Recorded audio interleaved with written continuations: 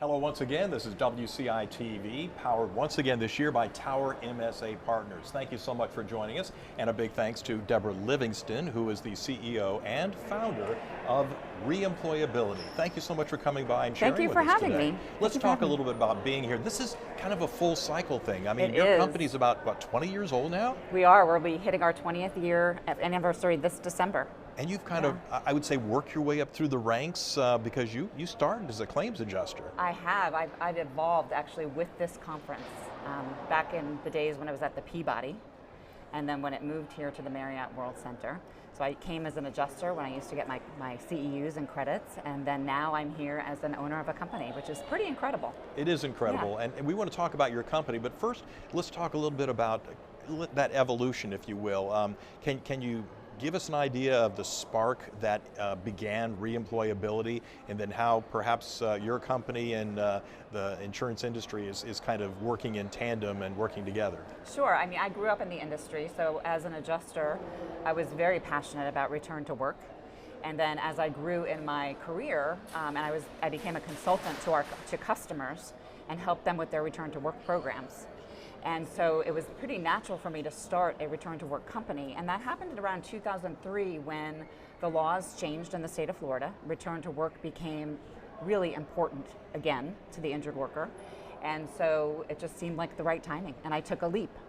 You saw the niche that was there and the opening that was occurring. How big is the company now? We have about almost 100 employees now.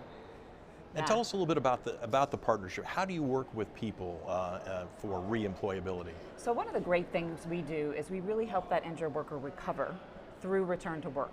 And we help companies who have a difficult time or challenges with accommodating return to work on their own, just by the nature of their industry or because of what they do, that they can't accommodate on site.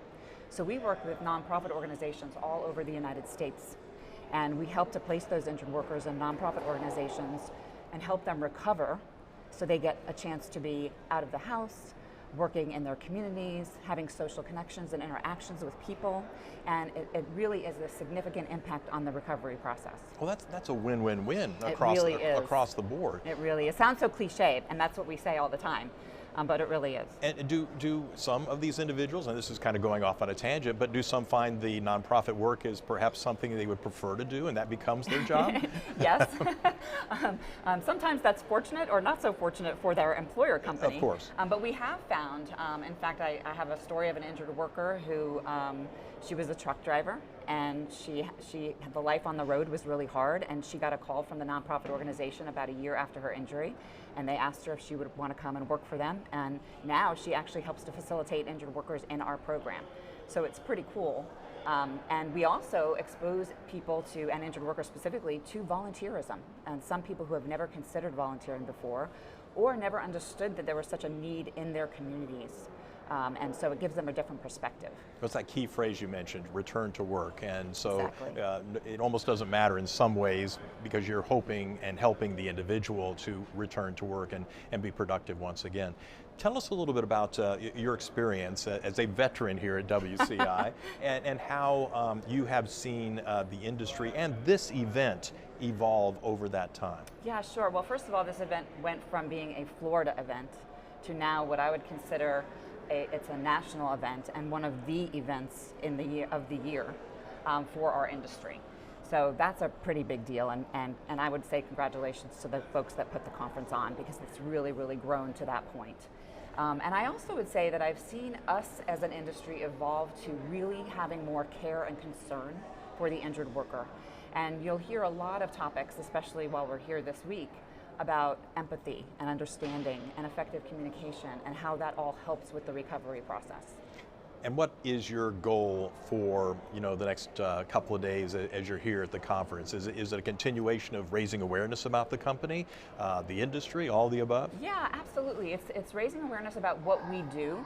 And even more importantly to me, though, is that human connection that is so important for our injured workers when they're recovering. And really getting the word out about communicating with them effectively on the front end of their claim, because all of us who are in the industry know that workers' comp is a very complex program.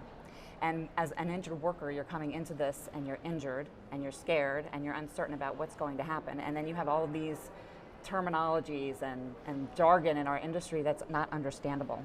So for me, the big thing that I like to get across is helping them understand, communicating with them, working them through the process and helping them to recover faster so they can get back to their life.